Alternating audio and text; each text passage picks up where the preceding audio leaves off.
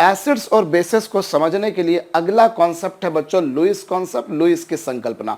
Lewis कहता है कि ऐसी कोई भी केमिकल स्पीशीज बच्चों जो कि इलेक्ट्रॉन्स की लोन पेयर को डोनेट करे, जो कोई केमिकल स्पीशीज बच्चों लोन पेयर को डोनेट करती है वो होती है बेस, और जो कोई लोन पेयर को बच्चों एक्सेप्ट करती है, उससे ग्रहण करती है, वो क्या होती है साहब, एसिड।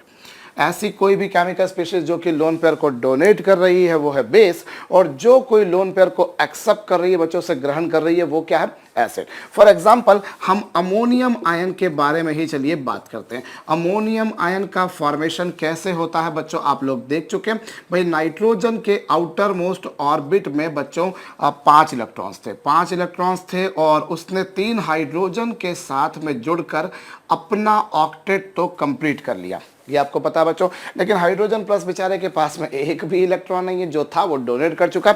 अब नाइट्रोजन ने उस पर कुछ अपनी दया दिखाई और अपनी इलेक्ट्रॉन पेयर को हाइड्रोजन प्लस को डोनेट करा, लेकिन ऐसे डोनेट नहीं करा कि साहब वो पूरी तरह से हाइड्रोजन को मिल जाए, वो हाइड्रोजन प्लस को भी मिलेगी और वो पेयर बच्चों नाइट्रोजन को भी मिलेगी, और इस तरीके से दोनों का काम हो जाएगा। और इस तरीके से बच्चों एक कोऑर्डिनेट बॉन्ड बनेगा, आपको पता होगा बच्चों डेटिव बॉन्ड भी कहा जाता है। अब यहाँ जिसने लोन पेयर एक्सेप्ट करी, एक्सेप्ट किसने करी बच्चों, H प्लस ने। जिसने लोन पेयर एक्सेप्ट करी है बच्चों वो एसिड, और जिसने लोन पेयर डोनेट करी है बच्चों वो base. Chemical bond formation, coordinate bond formation के टाइम पर जो एक्सेप्टर होता है, जो एक्सेप्टर होता है बच्चों, जो कि लोन पेयर को एक्सेप्ट करता है वो एसिड, और जो लोन पेयर को डोनेट करता है बच्चों वो बेस। ये क्या होता है साहब, डोनर। इसे हम दाता कहते हैं, इसे हम ग्राही कहते हैं, संभवतः आपको ये बात पता है बच्चों। सो जो लोन पेयर को डोनेट कर रहा है वो बेस है, और जो लोन पेयर को एक्सेप्ट कर रहा है बच्चों वो एसिड है, वो अम्ल है।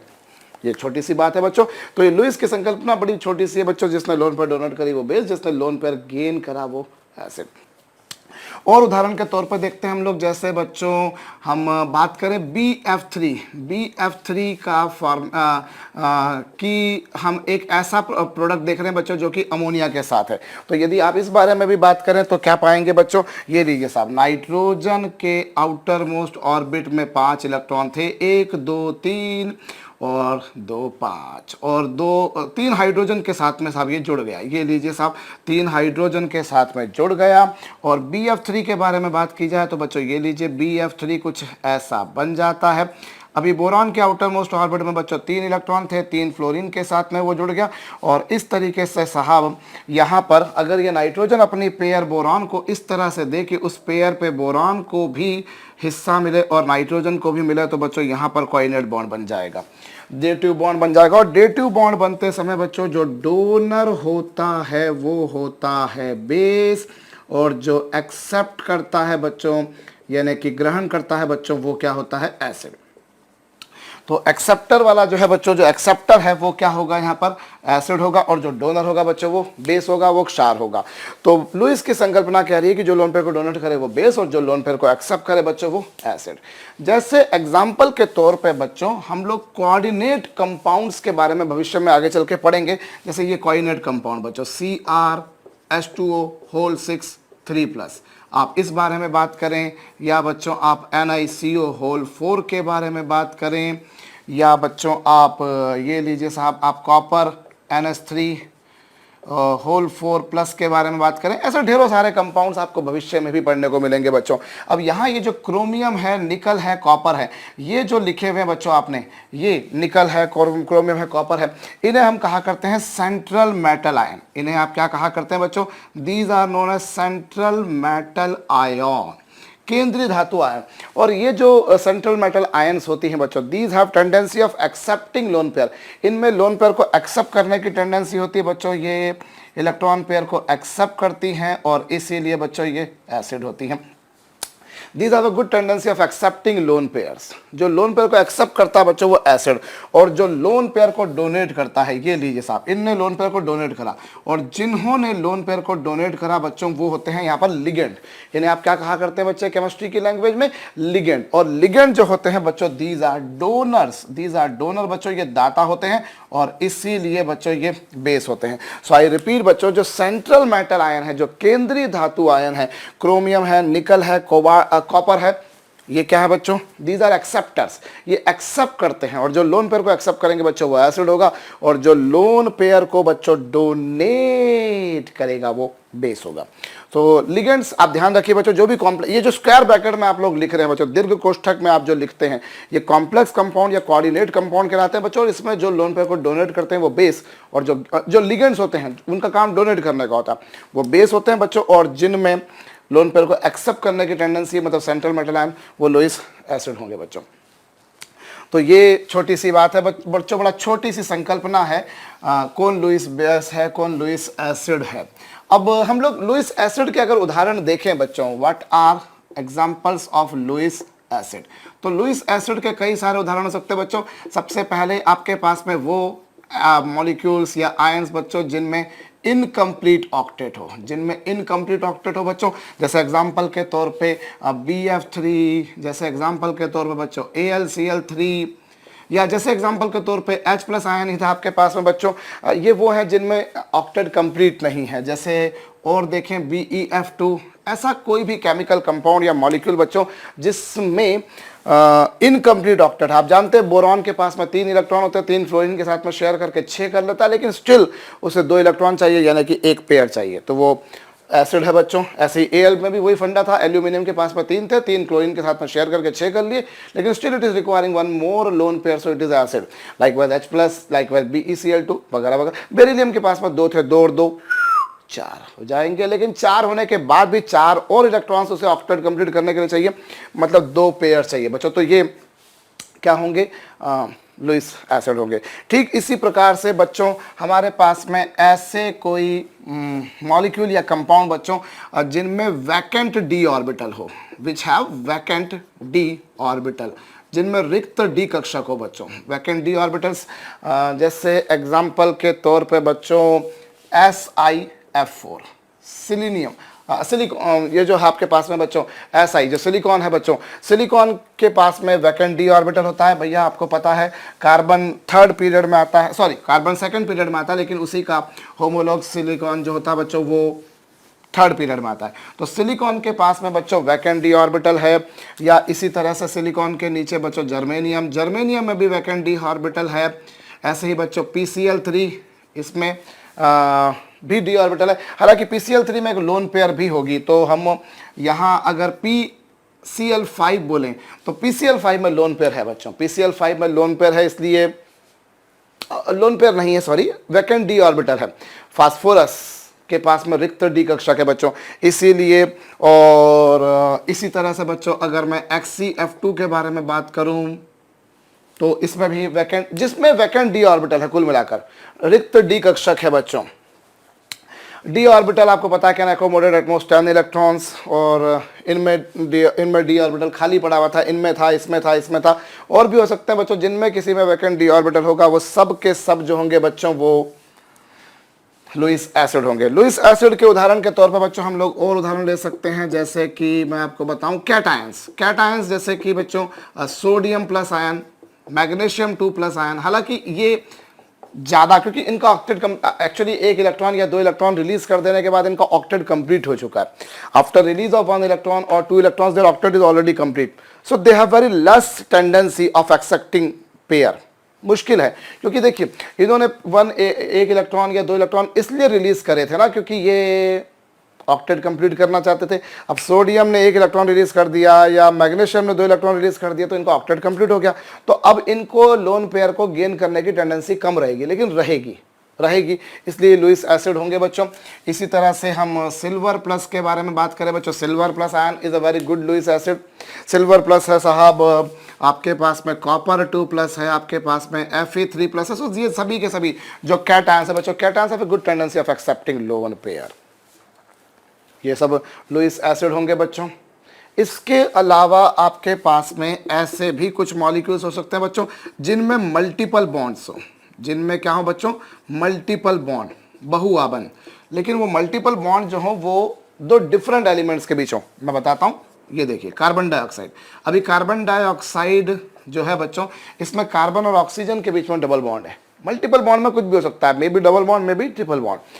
but if that multiple bond is existing between two different atoms, or you say that multiple bond is existing between two atoms of different electronegativities, here carbon and oxygen necessarily have a different electronegativity. Likewise I can talk about SO2, I can talk about SO3. so ये वो molecules या वो compounds है बच्चों जिनमें बहुआबंध है, जिनमें multiple bonds हैं, और multiple bonds ऐसे हैं बच्चों जो कि दो different electronegativity के elements के बीच हैं।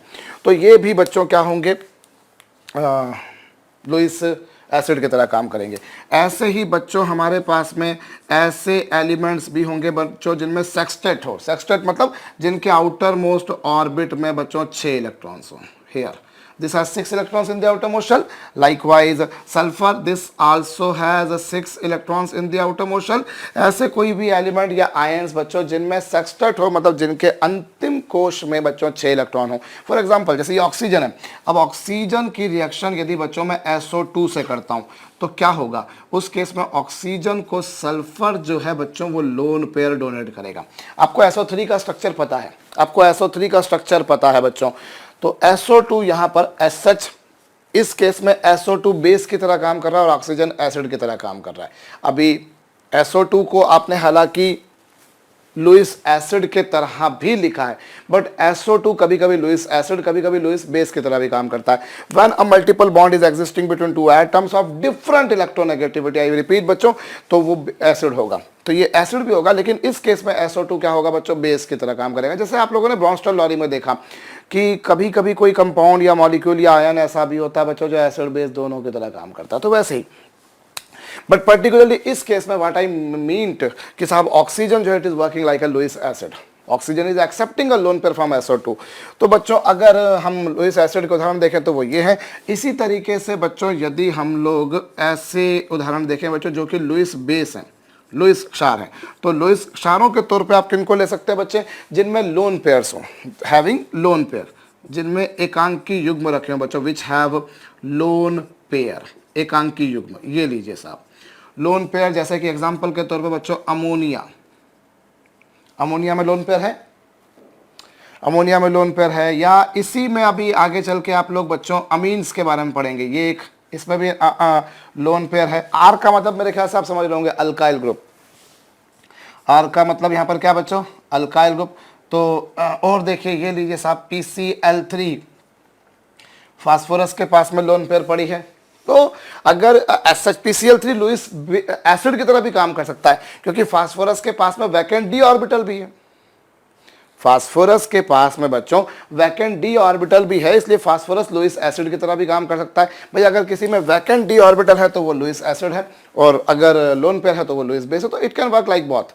इसके अलावा बच्चों जो एनायंस होते हैं, बिल्कुल सिंपल से एनायंस, जैसे एनायंस के तौर पे बच्चों जैसे साइनाइड आयन, साइनाइड आयन जो है बच्चों that can work like a base. Ions जो है बच्चों जैसे कि क्लोराइड आयन, ये लुईस बेस की तरह काम कर सकते हैं। और इसके अलावा बच्चों यहाँ पर भी मल्टीपल बॉन्ड वाले जो मॉलिक्यूल्स होंगे बच्चों, मल्टीपल बॉन्ड वाले जो मॉलिक्यूल्स होंगे they can also work like Lewis base. Multiple bond वाले जो मॉलिक्यूल्स होंगे बच्चों वो भी लुईस बेस की तरह काम करेंगे, पर यहाँ जो मल्टीपल बॉन्ड बनेंगे बच्चों वो सिमिलर एलिमेंट्स के बीच बनेंगे। Here multiple bond is formed between two atoms of similar electronegativity। अगर वो different electronegativity जैसे कार्बन ऑक्सीजन के बीच में बनता है तो फिर वो लुईस एसिड, और अगर वो सेम एलिमेंट के बीच में बनता है तो बच्चों वो लुईस बेस। सो कुछ लुईस एसिड होते हैं, कुछ लुईस बेस होते हैं बच्चों। इसमें क्वेश्चन बन जाया करते हैं बच्चों, ऑब्जेक्टिव बन जाया करते हैं, which of following can be an example of Lewis acid. या तो आप रट्टा मारो बैठ करके हाँ साहब फला लुईस एसिड है, फला लुईस बेस है। अदरवाइज मैंने कुछ उदाहरण लिखे, हो सकता है इनके अलावा और भी उदाहरण, but most popularly most commonly used जो है बच्चों वो मैंने आपको बताया।